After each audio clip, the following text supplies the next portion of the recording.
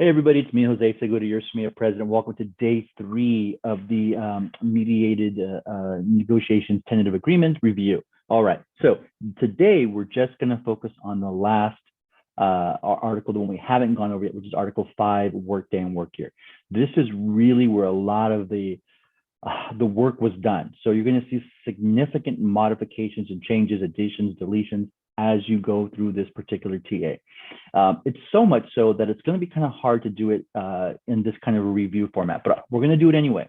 But just know that you're probably better off going back and looking at the individual sections yourself, reading through them, and then maybe connecting some of what you see or what you hear in this video to that. Okay, again, it's a lot.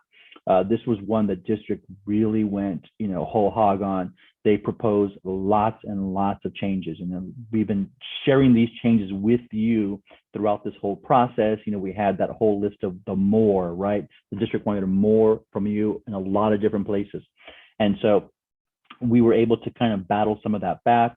But like on every negotiation, you got to give in order to get, and so there were definitely some take backs and some gives that we ended up agreeing to, and so we're going to go over those as we look at Article 5. I almost forgot. So we also have a mechanism where you can ask questions about the articles as you're reviewing them, as you're watching this video. And so the email this video was attached to, you'll see a link to a Google form. A Google sheet that you can go into and you can type in your question. What we want you to do is to make sure that you include the articles. So what articles are from, Article 5, Article 3, Article 15, whatever it is. And then if you could actually include the section, that would be awesome. The section is those other numbers that are listed within the article. So for example, Article 13 starts with section 13.1, then it goes to 13.2.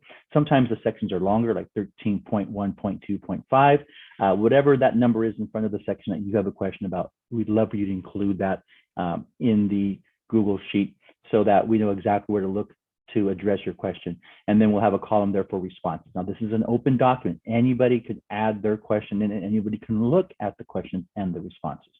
What I really want you to do is, if you have a question, open up the document, scan it first, do a search or whatever it is you to do to see if that question has not already been asked and answered, so that we're not spending time providing answers to questions that have already been answered. All right. And so that document will be available to you all. It's linked in the video. It's linked in the email this video was attached to, and also the link at our smea.com website that takes you to all the TAs and to the videos. You'll see that Google Sheet is also listed in that file once you open it up. So let's take a look at Article 5. And we'll start from the very beginning. Again, this is a dense document in the sense that there's a lot of changes. You're going to see a lot of crossouts, a lot of blues, a lot of reds, a lot of greens. Remember, if it's not crossed out, it doesn't matter what color it is, that language goes into the final document. All right, so it doesn't matter what color it is or who proposed it. If it's not lined out, it is part of the final agreement. And look, right off the bat, from the very first page, we already have some crossouts, right? The number of people contact days in the school year shall be 180 days. And then there's some cleanup stuff. I guess I should mention that. There are some things in this article that are simply cleanup. For example, references traditional and single track. Well, we don't have multiple tracks. We don't have a traditional or single. We just have our schedule, right? So some of these cleanups were necessary. An additional day for members who are new to the district will also be scheduled. Even though this is in blue, it looks like it's new language. That language actually has already been in our contract in one place or another. The academic calendars for each school year will be discussed with stakeholders prior to being negotiated in October, prior to the beginning of the next school term for which a calendar has not been approved. So this is a new iteration of this language. In the past, we had to negotiate by November. There was no mention of stakeholders or having discussions or conversations. The district really wanted to put this in there, so great, let's put that in there. But ultimately, we don't negotiate with stakeholders, we negotiate with the district, right? And our contract is only enforceable with the district. It's not enforceable to outside or third-party stakeholders. There's no mechanism by which we could enforce any kind of agreement with anybody other than our local district. Let's see, section 512 and 513 are as they were before. And notice there's a little bit of change here. Preschool is capitalized. Let's see, school psychologist shall have 195 work year and work hours. So this is old language. We originally had bargained increases to the work day of nurses, but nurses were very clear that that's not something that they wanted. They wanted us to really put all of our efforts into reducing the ratio of nurses to students. And so that's what we did. We withdrew this language, which is why you see it lined out, and we focused on ratios instead. Now, this is new language. Speech and language therapists, so section 515, speech and language therapists shall have 186 a day work year and work 8 hours per day, exclusive of lunch. And so this is something that's new. We had long conversations with our SLPs, and this is something that they agreed to. Now, as long as there's a pay schedule that is consistent with the increase in the workday, right? So they wouldn't be working another hour and a half each day for the same pay rate as a 6.5-hour day. But this is something that the district agreed to. And so this is something that ended up in our final agreement. And then here we go. You're also going to see sections like this, right? Like this, all this in blue, that are all lined out, but they're lined out only because they appear again somewhere else in the agreement. So the district was very interesting in that they decided on their own that some things didn't seem to be in the proper order. So they would strike it out and then reinsert it into other parts of the contract. So for them, that made more sense, like that order of language. And if it didn't change the content, if it didn't change the meaning, if it didn't, make any modifications to the contract, then we were fine with moving language from one section to another. So this language was all lined up, but you'll see this language reappear later on. Here we go. This part we fought long and hard for. No teacher in grades 7 and 8 will be required to teach more than 5 periods. The district really wanted to include this additional language about them teaching 5 of 6 or 6 of 7 periods in a day, depending on the master schedule design. And we dug deep. We really talked to the district, found out what were their motivating factors. What is it they were trying to accomplish? Did they simply just want teachers to teach more periods, or was it something else? And it turned out that it was other things that are important, like compliance, like making sure that students have access to everything that they're eligible for, like electives and ELD. And so when we had a better understanding of what their motivating factors were, we realized that having teachers teach 6 out of 7 periods didn't meet their goal. What met their goal was making sure that students had enough periods in the day to get in all the things that they needed. And if that meant hiring more staff or whatever, then that's what you do. So we were able to negotiate a hard 5-period instruction for our junior high folks. And that this next set of language, and you can see a lot of colors here, a lot of bolds, a lot of strikeouts, but ultimately this next section is about changes to the master schedule that do not include increasing in the number of instructional periods, that those changes shall be a site-wide conversation that includes members, and not just members, handpicked by the administration or leadership teams or other existing groups, but that anybody who wants to participate in that conversation has the right to do so. In this next section, it says any finalized redesign of the master schedule must be presented to the staff by January 15th of the school year preceding implementation, right? So can't be doing these big changes at the last minute. All interested site members shall be allowed to participate. And then we go on from there. Now, as you can see, a lot of this strikeout language, we had a more detailed member participation in the process, but what we ended up with, we feel is reasonable. It may not be what we wanted and what we were hoping for, but we feel like it's a reasonable agreement, especially when we have a hard stop at 5 instructional periods. Professional duties. This is a new section, but some of the language is old. So the district wanted to include a professional duties section, but a lot of this language is language that was pulled from our previous agreement. Again, stuff that's in black, right?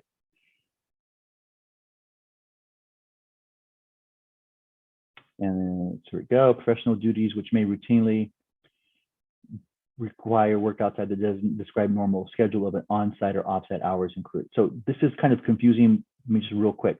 So you're off-site, on-site, that makes sense, right? I'm doing the work at my school site, or I'm doing the work someplace else at home, at the park, wherever I happen to be, someplace off-site. Professional duties which may routinely require work outside the described normal schedule. That's the important part. In other words, Work outside of your regular workday. My workday ends at 2:40. I may leave at 2:40 and then go home and continue working for a couple more hours, or I may stay on campus and continue working for a couple of more hours. Either way, that couple of more hours is outside of my normal schedule, whether I'm doing it on-site or off-site. So here's a list of those types of activities: planning and preparing lessons, selecting materials for instruction, reviewing and evaluating the work of students, grading progress for all students for all subjects taught on a reasonably current basis, conferring with students and our parents, special education teachers that need to keep records, including the development of an IEP, and so on and so forth, participating and supervising back to school and open house per section 571. This is something I want to point out to you because back to school night and open house did not exist in our previous contract language. It hadn't existed in any version of our contract that I'm aware of. And so this is something that we all do. We all participate in back to school. We all participated in open house, but we were never contractually obligated to participate in those events. They were just somewhat traditional, and there was an expectation, and we all just did it. So you'll find open house and back to school show up in a couple different places in Article 5. And this is new language, but it's new language that really reflects things that we were already doing, right? And then attendance at staff meetings, staff collaboration, and their professional learning time as indicated in Articles 5.6. So of course, staff meetings are after hours, so it would be considered an on-site after hours event, but there's contract language that compels us to participate in staff meetings. And then this time it's not a stipulation of a limit as to the work required as it is understood the professional status. So this language right here in blue, and it kind of goes down here, this is existing language from a current contract. The district moved it from where it was to here. That's why it's in a color blue and not in black, but this is existing language. This is not new stuff. So professional duties which may routinely require work outside the described normal schedule of on-site hours include planning and preparing lessons, and reviewing and evaluating the work of students, right? Something we all know that we do outside of our contractual day. As professionals, educators may schedule their use of their outside work day to serve the needs of their students. And so here's just a list of some of the things the district wanted to include in the contract. It's the stuff that we would normally do outside of our work day. Professional duties under the direction of the site or district administrator and required within the normal schedule on-site. Oh, hang on a second. Professional duties. Okay, so that was just kind of a disclaimer in green. And here in blue, professional duties under the direction of the site or district administration and required within the normal scheduled on-site hours, exclusive of the duty-free lunch period, include. So now we're going to talk about a list of things that the district wanted to include in our contract as part of our professional duties during the workday. Conferences with staff, teachers, and parents, IEP meetings as needed, supervising students in activities related to the member's regular assignment as a certificated employee. This could be something as simple as supervising your students at an assembly, participating in professional activities related to the member's regular assignment, right? So if the district's going to provide professional development for me during the workday, I'm obligated to participate and attend. Participating in staff development programs related to the member's regular assignment and other reasonably related duties as assigned. So during our workday, right, we can be redirected to do other things besides whatever our main assignment is, as long as it's within the scope of our credential and that kind of stuff. Again, going to a PD during the workday is a good example of being redirected to go to something else. Being pulled from my class to attend an IEP for one of my students. Site manager brings in somebody to sub for my class while I attend an IEP. That's definitely something that's different from my regular assignment, but it's something that I can do during my workday. Next section, professional duties under the direction of the site or district administration and required beyond the normal scheduled on-site hours include, but are not limited to, participation in IEP meetings, which continue beyond the workday or which require scheduling after the workday. So this language that you're about to read through here in green, comes directly from an MOU that we had in place for years that allowed special education teachers to be paid for attending IEP meetings outside their contractual day. It also paid other general ed teachers to participate in these events outside their regular workday, and they got paid. And so we took the language right out of the MOU that we had been working under for years, and we put it into the contract. And so all this that you're going to see here in green, light green, this is all the old language. I'm sorry, this is all the language from the MOU, which is now in contract. which means that we no longer have to worry about the MOU expiring or whether or not this language is active. This language will be active and available to all members who qualify for it, and it's ongoing contractual language. Okay, so let's see. Regular education teachers who are required to participate in IEP meetings outside of that contracted day shall be compensated through an extra work agreement at the expanded learning rate. It's the hourly rate pay schedule number 3. So remember, was posted quite a while ago when we renegotiated Intersession Article 17, we renegotiated the language, and then we renegotiated multiple pay schedules for work we do outside of our regular day. One schedule was for teaching, things like migrants, summer school, that kind of stuff. That's one pay schedule. There was a separate pay schedule for ESY, that is our special education extended year instructional programs. That's a separate pay schedule. And then there was a third one, and we took that normally $35 an hour rate that we all got equally, regardless of how many years of service or where you were on the pay schedule. We actually were able to break that into 2 groups. So and then increase them both. So if you go to SMEA.com and click on the link to the TAs prior to mediated negotiations, you'll see Article 17 pay schedule, and the pay will be listed there. So what's your rate going to be for these kind of hourly events, these after school events that you may attend? And so that's where you'll find that information. And let's see. And then this is pretty much all existing language. This library preparation was lined out because literally nobody knew what that meant. And so let's take it out because it's not a real thing for us. All this in black is all existing language. In case of emergencies and a member needs to leave the school site, the member will notify the site administrator. So that's important. You can just take off, but I think we all pretty much knew that. Okay. Part-time members shall have at least 3 hours and 15 minutes. So this is all existing language.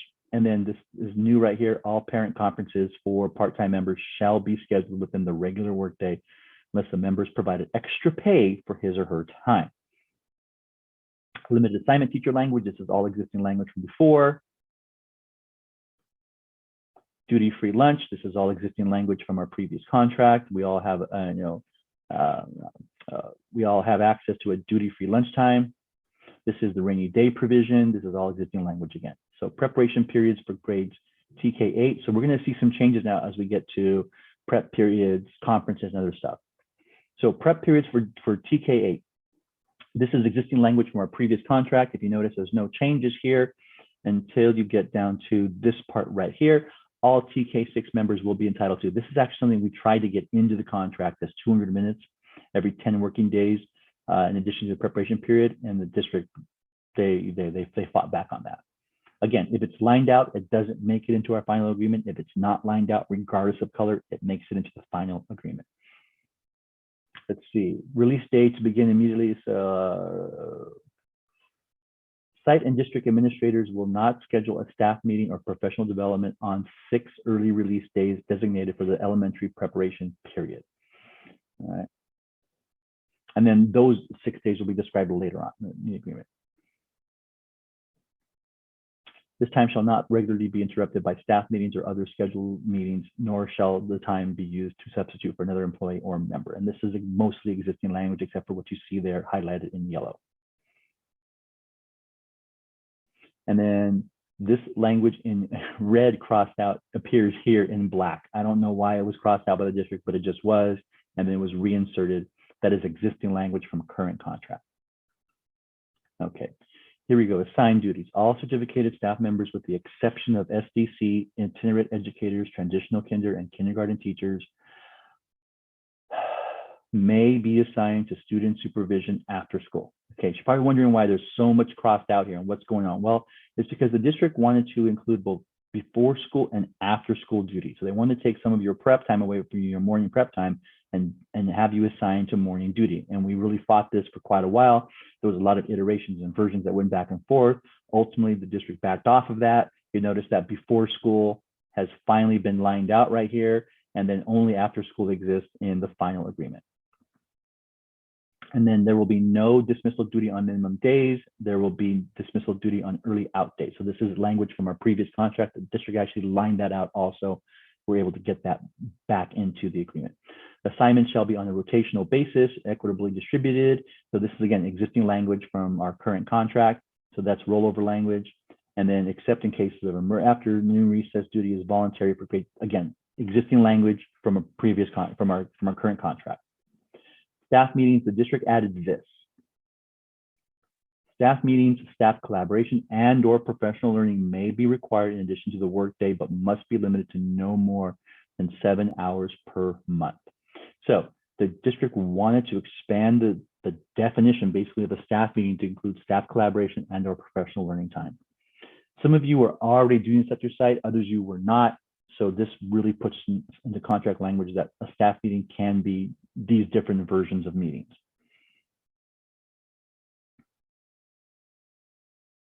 This next section really is just about what happens when you miss a staff meeting. It is a professional expectation that unit members will be present for all regularly scheduled staff meetings and professional development meetings. When unable to attend, a member will communicate in advance of the meeting with the site administrator or their designee. Unit members who miss staff meeting time that occurs during the 6.5-hour workday may be charged leave time as appropriate. So this is very important. If my staff meeting is for some reason scheduled during the workday, right? Let's say on an early out Thursday, it's still within my contractual time frame and I have to leave for some reason, then the district is saying that they're going to charge you for that leave in whatever way is appropriate. But if I am unable to make it to a staff meeting that occurs outside my work day, the district cannot charge you time for that. Right? You make arrangements with your site administrator. If you have something that's come up that's unavoidable, it should not be something that occurs on a regular basis, but that's an agreement you make with your administrator. Now, if you just decide to ditch staff meetings week after week after week, well, then that's going to probably be a hard conversation that you're going to have with that site administrator, and it may or may not include discipline. But what it won't include is the district trying to charge you for that time. Next, we have extracurricular duties and non-teaching activities. So extracurricular duties are things that members do outside the workday.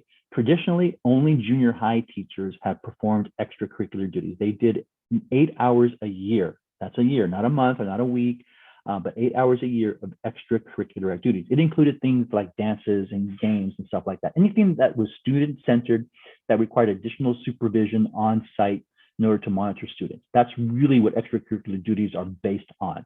And so for junior high members, I know there's a lot of things that are lined out here, but it's basically the same language we've always had. The new thing here is this part right here. Starting from here, in order to ensure equity among staff, each site will make a calendar list of extracurricular duties for the school year. Staff who have not volunteered for extracurricular duties on the calendar duties can be assigned extracurricular duties by the site administrator. Actually, I think that's existing language. It just was moved here for some reason and turned blue. Not really sure why, but I believe that's existing language from current contract. This next section is what's new. The district wanted elementary teachers to also perform extracurricular duties. Now, I know a lot of you already do this, right? Family math night, science night, fall festivals, winter carnivals, spring flings. You do all these after hours events, and folks volunteer to do them, and they always get done because parents like them, teachers love to do them, and it's something that elementary has always done. Well, the district wanted to put it to contract language that now we're going to be required to give these extracurricular hours back to our sites. So instead of the district understanding that the culture within our district is that teachers do these things anyway, they felt the need to impose it on us through, I shouldn't say impose, they felt the need to propose this as something that they wanted in contract language. So we really went back and forth on this for quite a bit. We tried to get things like back to school night and open house. Remember I said those were never part of our contract? Try to get those included as extracurricular duties and responsibilities, but the district said no to that. And so ultimately we ended up with this language you can see right here. Elementary school teachers shall be presented with a list of events, including preparation time as appropriate, that require unit member supervision on the first reporting date each year. Unit members may be required to select events that equal up to 6 hours of coverage, exclusive, so not including back to school night and open house. And so this is important too right here. This includes preparation time as appropriate. So if my site's going to have family math night and I want to volunteer an hour of my time to go and do that, it'll go towards the 6 hours for the year. If I'm helping to organize the family math night, I may have 2 or 3 hours of prep that I'm doing in order to get things up and running and ready for that event. So I can count those hours towards my 6 extracurricular hours for the year. And here we go. Back to school night shall not exceed 2 hours in length, and open house shall not exceed 1.5 hours in length. Both shall terminate no later than 8 p.m. for all union members. That's all new language. And we know that most back to school nights do not go 2 hours, or open houses don't go an hour and a half. But the district wanted to have some limits on that, and we thought that was a good idea. And then we wanted to make sure that these events concluded no later than 8 p.m. so that you know, especially in the fall when the days are shorter and it's dark, we want to make sure people get out of there safely. And so that's all new language. Adjunct activities. Adjunct activities are anything else that you do out of the kindness of your heart to help support your site, your grade level, your team, your department, or whatever it happens to be. This is existing language in current contracts, so it's rollover language into the new contract. Next, we have conferences. This is another area the district really wanted to make changes. So our district is very adamant that that we're a community-based school site, that we really are attentive to the needs of our parents, that we're constantly communicating with them, and we're including them in the process. We're making sure that they are engaged and that they are allowed opportunities to be a partner in education with their students. But yet the district wanted to take away conference days. So for junior highs, instead of having 5 conference days at the beginning of the year in the fall, they're going to have 4. And let's see. And then 3 days in the spring for students not meeting requirements and they're at risk of retention. So 4 days in the fall, and then 3 days in the spring for conferences. That's the change there. Members will not be required to remain on site after the students are dismissed on the days scheduled for evening conferences. The evening conference period is exclusive of the 6.5 hour workday. And I think we already knew that. If I go to a night conference, that's not part of I'm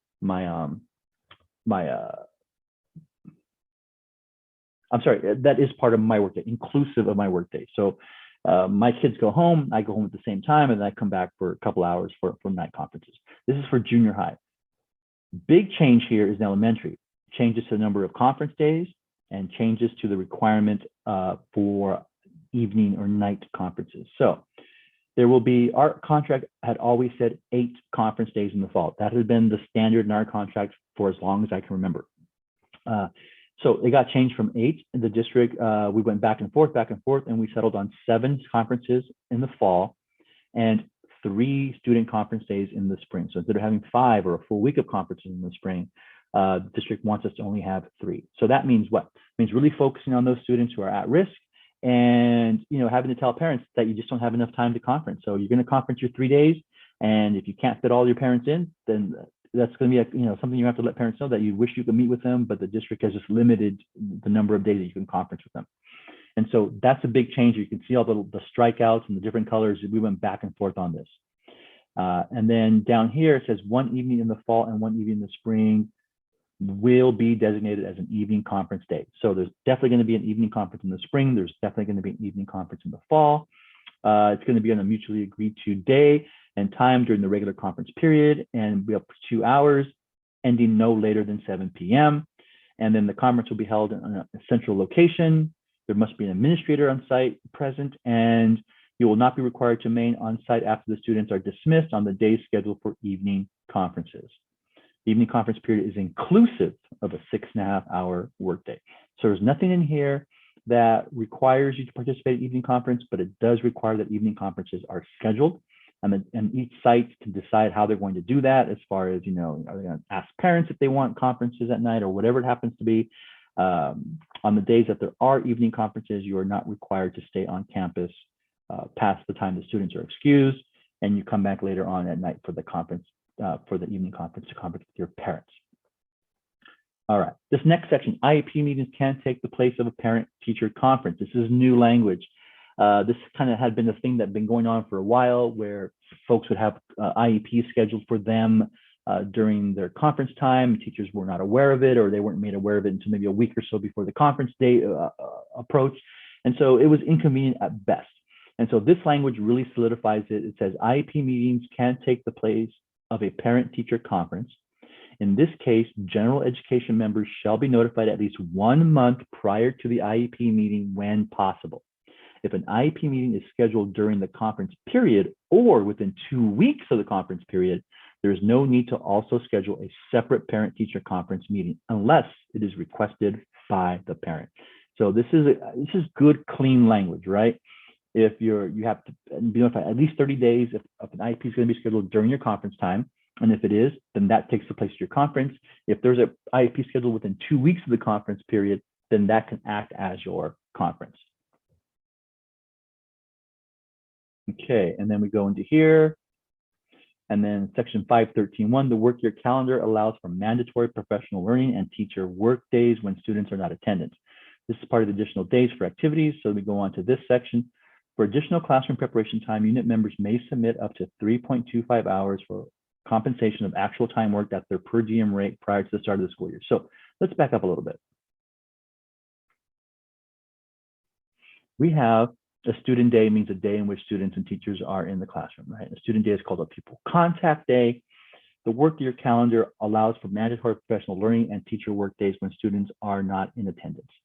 This is part of the additional days for activities prescribed. Okay, so this is a little out of order.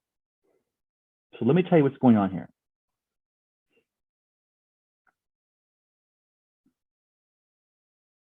Kind of digging through this.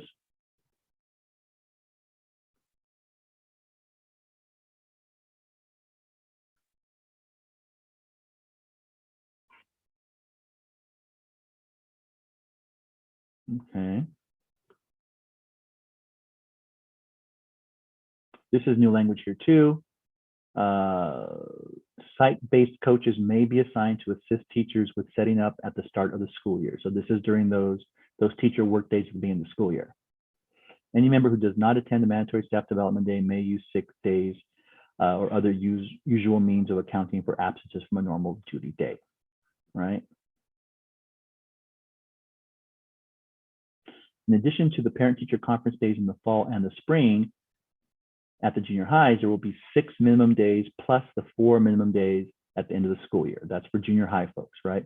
At the elementary sites, there shall be 3 minimum days plus 1 minimum day at the last student day of the school year. Elementary members will have 1 minimum day on a date as close as possible as 1 week before the report card. This is something that was in existing contract language. Okay, so let me go back up here to this.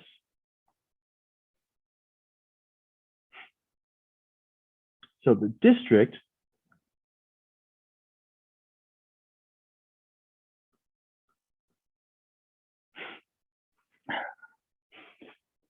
wanted to take away one of our prep days at the beginning of the year, right? We come back to school, we have 3 days, right? Unless you're a new teacher, you have that new teacher orientation, but most of us have these 3 days. One day, the district and the site split that. So it could be half district PD, half site meetings. The other 2 days were your days to work in your classroom. Well, the district wanted to take one of those days away and make it a district PD day. So instead of having 2 days for you and 1 day for the site and the district wanted to say 1 day for the teacher, 1 day for the site, and then 1 day for district PD. And we just were like, no, like that people need those couple of days. So then the district came back and I said, okay, how about this? What if we do 1 day for the teacher, right? Half a day for the site and half a day for the teacher, and then 1 day for district-wide PD. So basically taking your 2 days down to 1.5. So we proposed something that we thought was a little bit creative. And what we said was, how about this? What if, because teachers really want that time, let's pay teachers their per diem rate, right? Their contracted rate for up to a half a day, 3.25 hours, and they can come to the school site anytime within the first couple of weeks before the school year starts. Basically, when your site administrators are reporting to your school site, so that somebody is there, and that you can work in your classroom for and get paid your full per diem rate, your full hourly rate for 3.25 hours. And so that way you'd have 2 total days of time in your classroom. You'd have that 1 paid day, the half day. And then from those 3 days at the beginning of the year, you'd have a day and a half of that also. And now this would be off contract money. So this would not go towards your salary schedule. It's not required. Nobody has to put in that half day. But if you put the half day in, you'll get paid your contract rate for that time. And so that was the compromise we came up with the district. They were really adamant about taking time away from us during prep and giving it back to the district for their district needs. And we were able to get them to agree to pay you all your per diem rate, your contract rate for a day and a half during that couple of week period before school starts, but administrators are already back. Now, this is a model we actually took from our local high school district. They have a full day within those 2 weeks before school starts. That's a floating prep day, and they can come in on any one of those days and put in their hours, and it actually is part of their contractual obligation, but they get to choose which day they want to come back in. So we took that model and we modified it to meet our needs, and we think that it does. All right, and that is it, right? The rest of what you see in here in Article 5, starting from, let's see, starting from right here, the 513 block schedule. This is all language that is all crossed out because there are no more block schedule language. So everything after this is crossed out language. District initially proposed having hard distance learning language in our contract, but that was struck out a long time ago. And so the rest of this is just struck out language. All right, that's it. That was Article 5. Go back, take a look at it, click on the link, or go to SMEA.com, click on the link there, pull up the tentative agreements that are part of the mediated impasse and go through it on your own. If you have questions, you need clarification, make sure you also click on that link that takes you to the Google Sheet where you can input your question and we'll get responses back to you and responses that everybody can see. All right, everybody, thank you very much. Remember, we're going to have 2 town hall meetings, one on July 26th. There's going to be virtual town halls. You can just log into it. And then we're going to have one on August the 2nd. Both of them are going to be at 4 p.m. Both of them are on a Monday. So we're hoping you can make at least one. They are not 2 different town halls. They are a repeat of each other. So what happens on the 26th, we're going to do again on the 2nd. We're going to try and record these so that we can make them available to members after the meeting. So that's something we're going to work on between now and then. All right. Thanks, everybody. Have a great weekend.